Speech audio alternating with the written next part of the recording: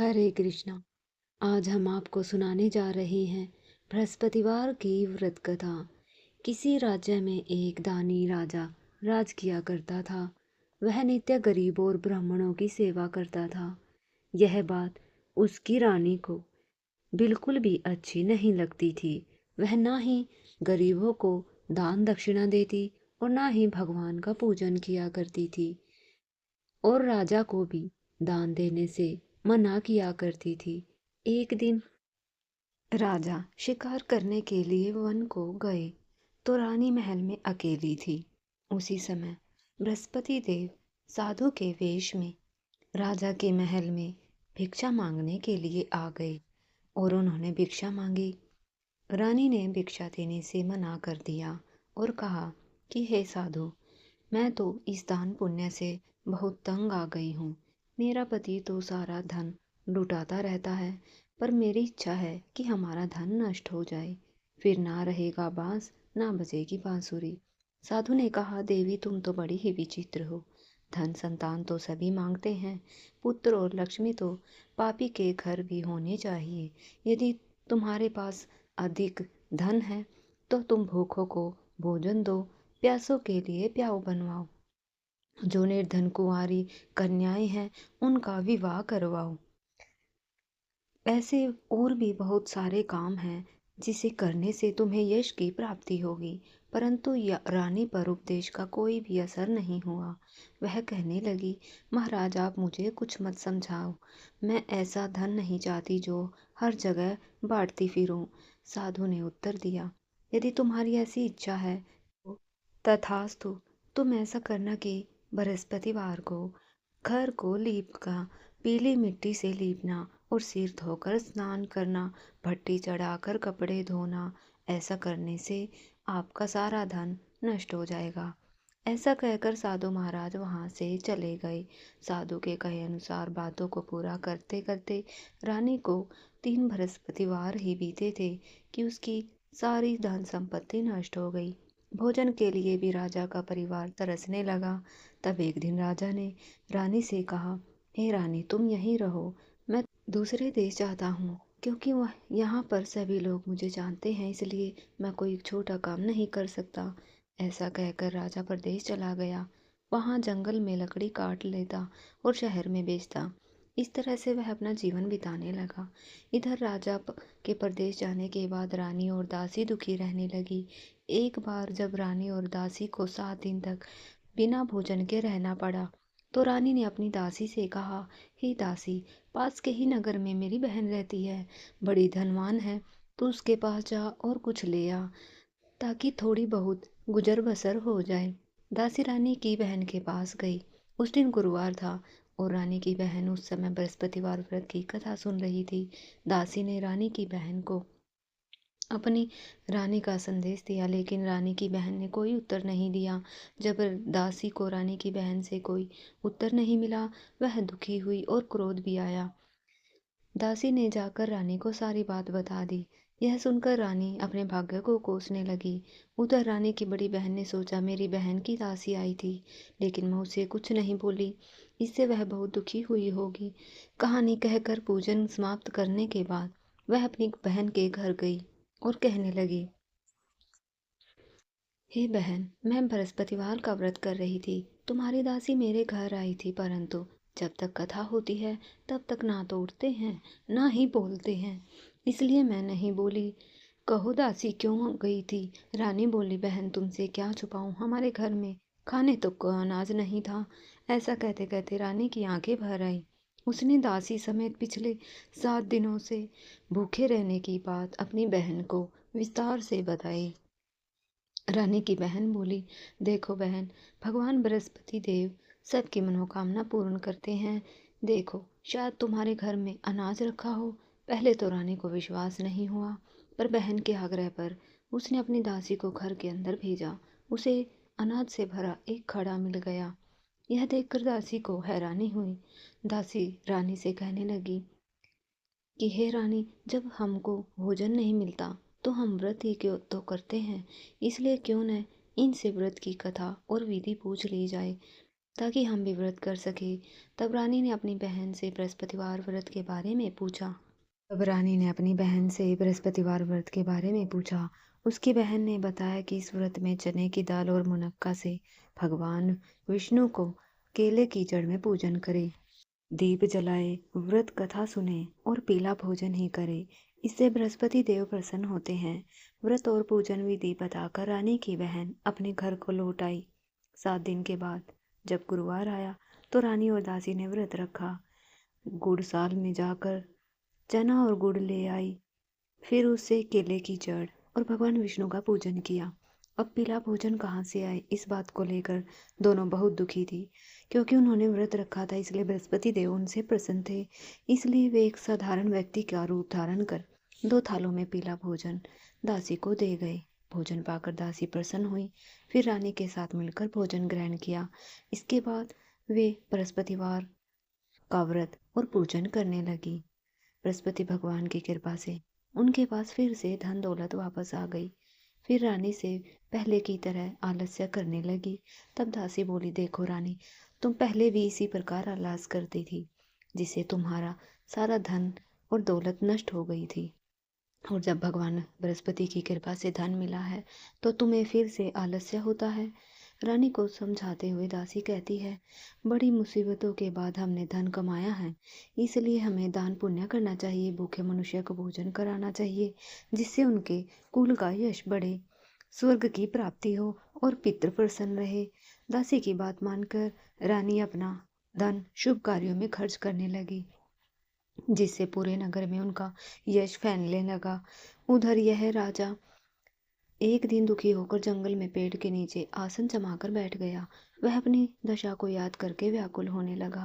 बृहस्पतिवार का दिन था। एकाएक उसने देखा कि एक निर्जन वन में एक साधु प्रकट हुए। वह साधु वेश में भगवान बृहस्पति देव थे।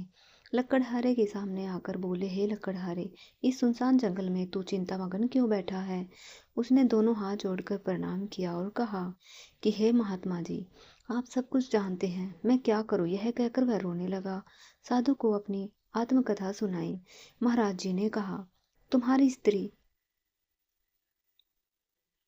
ने बृहस्पति की के दिन बृहस्पति भगवान का निरादर किया है, जिसके कारण रुष्ट होकर उन्होंने तुम्हारी यह दशा कर दी। अब तुम चिंता दूर करके मेरे कहने पर चलो तो मैं तुम्हें सभी कष्टों से मुक्त कर दूंगा। भगवान पहले से ही अधिक संपत्ति देंगे। तुम बृहस्पति के दिन कथा किया करो, 2 पैसे की चने मुनक्का लाकर उसका प्रसाद बनाकर और शुद्ध जल से लोटे में जल लेकर शक्कर मिलाकर अमृत तैयार करो। कथा के बाद अपने परिवार और सुनने वाले प्रेमियों में अमृत और प्रसाद बांटकर आप भी ग्रहण करो। साधु के ऐसे वचन सुनकर लकड़हारा बोला, हे प्रभु, मुझे लकड़ी बेचकर इतना पैसा नहीं मिलता जिससे भोजन के बाद कुछ बचा सकूं। मैंने रात में अपनी पत्नी को व्याकुल देखा है। मेरे पास कुछ भी नहीं जिससे मैं उसकी खबर मंगा सकूं। साधु ने कहा, लकड़हारे, तुम किसी की चिंता मत करो। बृहस्पति के दिन तुम रोजाना की तरह लकड़ी लेकर शहर जाओ, तुम्हें 2 गुना दाम मिलेगा। बृहस्पति देव की पूजा का सामान भी आ जाएगा। इतना कहकर साधु अंतर्ध्यान हो गए। धीरे धीरे समय बीतने पर फिर वही बृहस्पतिवार का दिन आया। लकड़हारा जंगल से लकड़ी काटकर शहर बेचने गया। उसे उस दिन से और अधिक पैसे मिले। राजा ने चना गुड़ आदि लाकर गुरुवार का व्रत किया। उस दिन से उसके सभी क्लेश दूर हो गए। लेकिन जब दोबारा गुरुवार का दिन आया तो वह व्रत करना भूल गया। इस कारण बृहस्पति देव फिर नाराज हो गए। उस दिन नगर के राजा ने विशाल यज्ञ का आयोजन किया था। शहर में घोषणा की कि कोई मनुष्य अपने घर में भोजन ना बनाए, न आग जलाए। समस्त जनता हमारे यहाँ भोजन करने आए। इस आज्ञा को जो ना मानेगा उसे फांसी दी जाएगी। इस तरह की घोषणा संपूर्ण नगर में करवा दी।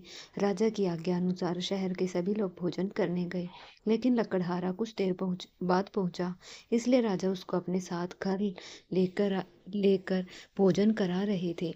रानी की दृष्टि उस खूंटी पर पड़ी जिस पर हल उसका हार लटका हुआ था। वह वहां नहीं था। रानी ने निश्चय किया कि मेरा हार इसी ने चुराया है। उसी समय सिपाहियों को बुलाकर उसे कारागार में डलवा दिया।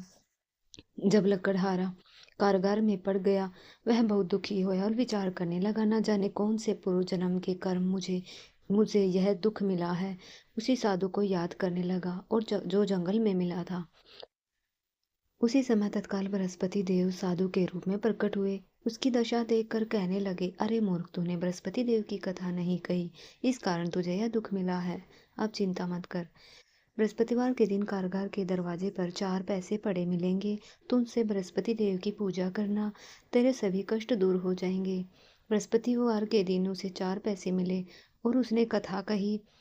और अगले दिन उसी रात राजा को स्वप्न में भगवान बृहस्पति देव ने दर्शन दिए और कहा, जिस आदमी को तुमने कारागार में बंद किया है वह निर्दोष है, वह राजा हो, उसे छोड़ देना। रानी का हार उसी खूंटी पर लटका हुआ है। अगर तू ऐसा नहीं करेगा तो मैं तेरे राज्य को नष्ट कर दूंगा। अगले दिन उसने लकड़हारे को बुलाकर क्षमा मांगी और उसके योग्य सुंदर वस्त्र आभूषण देकर विदा किया। बृहस्पति देव की आज्ञा अनुसार लकड़हारा अब अपने नगर चला गया। उसने अपने नगर में जाकर कि उसकी पत्नी ने नगर में मंदिर, बाग, कुएं, धर्मशाला बनी हुई है। राजा ने पूछा, यह किसका बाग है, किसकी धर्मशाला है? तब नगर के सब लोग कहने लगे, यह सब रानी और बांदी के हैं। तो राजा को आश्चर्य हुआ और गुस्सा भी आया। जब रानी ने यह खबर सुनी कि राजा आ रही हैं, उन्होंने बांदी से कहा, हे दासी देख, राजा हमें बुरी हालत में छोड़ गए थे। हमारी ऐसी हालत देखकर वे लौट ना आए, इसलिए तू दरवाजे पर खड़ी हो जा। आज्ञा अनुसार दासी दरवाजे पर खड़ी हो गई। राजा आए तो उसने अपने साथ ले आई। तब राजा ने क्रोधित होकर अपनी रानी से पूछा, यह धन कैसे प्राप्त हुआ? उन्होंने कहा, यह सब बृहस्पति देव के व्रत के प्रभाव से हुआ है।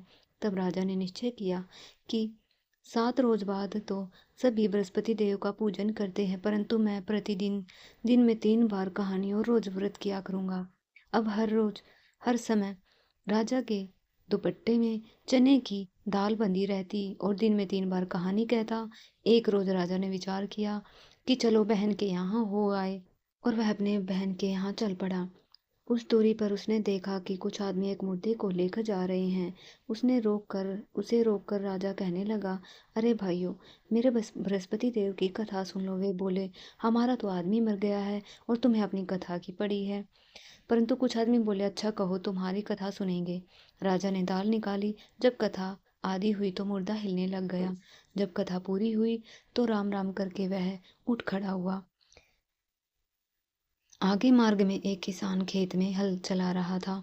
उसने देखा और उससे कहा कि भैया, मेरी बृहस्पतिवार की कथा सुन लो। तो किसान बोला, जब तक मैं तेरी कथा सुनूंगा तब तक मैं अपना हल जोत लूंगा। जा, यह कहानी किसी और को सुना। इस तरह राजा आगे चलने लगा। राजा के हटते ही बैल पछाड़ खाकर गिर गया।